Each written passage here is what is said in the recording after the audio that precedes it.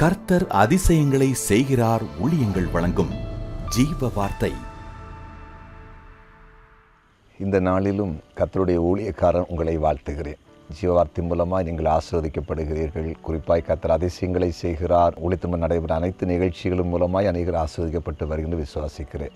குறிப்பாய் நாளையிலிருந்து கர்த்தர் அதிசயங்களை செய்கிற ஆலயத்தில் 3 நாட்கள் கூடார பண்டிகை நடைபெற இருக்கிறது. 3 நாட்கள் கூடார பண்டிகை நடைபெற இருக்கிறது. அந்த நிகழ்ச்சியையும் நீங்கள் பார்த்து ஆசீர்வதிக்கப்பட அன்பாய் கேட்டுக்கொள்கிறேன். கர்த்தர் உங்களை ஆசீர்வதிப்பார். அதே போல் உங்களுடைய ஜெப குறிப்புகளை கமெண்ட் செக்ஷனில் போடுங்க. நாங்கள் ஜெபிக்கிறோம். கர்த்தர் உங்களை மேன்மைப்படுத்துவார். இதனால் ஜீவார்த்தைக்கான வசனத்தை கேட்போமா? சங்கீதம் 16:4. அந்நிய தேவனை நாடி பின்பற்றுவர்களுக்கு வேதனைகள் பெருகும். அவர்கள் செலுத்துகிற இரத்த பான பலிகளை நான் செலுத்த மாட்டேன். அவர்கள் நாமங்களை என் உதவினால் உச்சரிக்கவும் மாட்டேன். அதாவது அந்நிய தேவர்களை நாடி பின்பற்ற வேதனைகள் பெருகுமா? அப்படின்னு நம்ம வாழ்க்கையில் வேதனைகள் பெருகாமல் இருக்கணும் என்ன செய்யணும்? அந்நிய தேவர்களை நாடி பின்பற்றக்கூடாது. அப்படின்னா ஆண்டவர் இயேசு கிறிஸ்துவை அறிந்திருக்கிற ஒவ்வொருவரும் அவருடைய வசனத்தின்படி வாழ பழகணும். ஆண்டவரை அறியாத மக்கள் போகிற பாதையெல்லாம் போகக்கூடாது. இன்றைக்கி அநேகரை பாருங்கள், இந்த பூமியில் குறி கேட்கறது, நாள் பார்க்கறது, வாஸ்து பார்க்கறது, நல்ல நேரம் பார்க்கறது, கெட்ட நேரம் பார்க்கறது, ஜாதகம் பார்க்கறது, இப்படியெல்லாம் இன்றைக்கி அநேகர் இருந்துகிட்டே இருக்கிறாங்க. அநேகருடைய வாழ்க்கையில் அப்படிப்பட்ட காரியம் நடக்குது. இதெல்லாம் கர்த்தர் அருவருக்கிற காரியம். பரிசுத்த வேதாகமத்தில் இதெல்லாம் நம்ம செய்யக்கூடாதுன்னு சொல்லியிருக்கிறாரு. இதெல்லாம் நம்ம இதற்கு உடன்படும் போது நம்ம வாழ்க்கையில் வேதனைகள் குறையாது, வேதனைகள் பெருகுமா? புரியுது அவங்களுக்கு? நம்ம ஆண்டவர் வேதனையை மாற்றுகிறவர் தானே.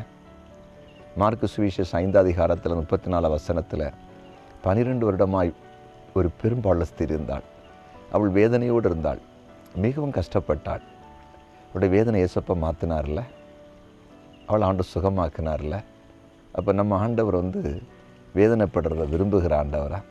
விரும்பவே மாட்டார். அது இன்றைக்கு ஆண்டவர் உங்களோடு பேசி கொண்டிருக்கிறார்.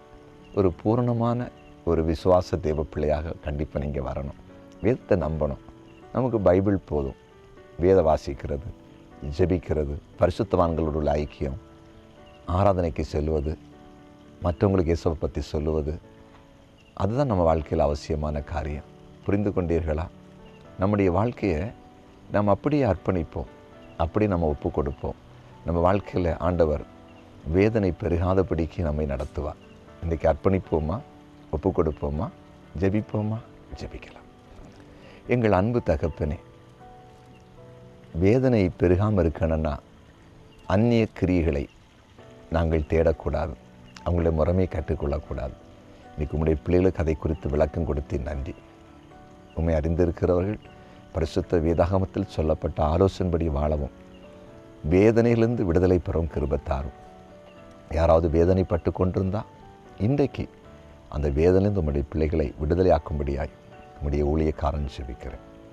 ஆண்டவரே, பிறந்தநாளை காண்கிற ஒவ்வொருவரையும் இப்போ நான் ஆசீர்வதித்து ஜெபிக்கிறேன். தேவனுடைய ஆசீர்வாதம் அவங்க மேலே இப்போ இறங்கி வரட்டும். அடுத்த பிறந்தநாளை காண்கிறதுக்கு முன்பாக வாழ்க்கையில் என்னென்ன நன்மைகள் தேவைப்படும் எல்லாவற்றையும் கொடுப்பீராக.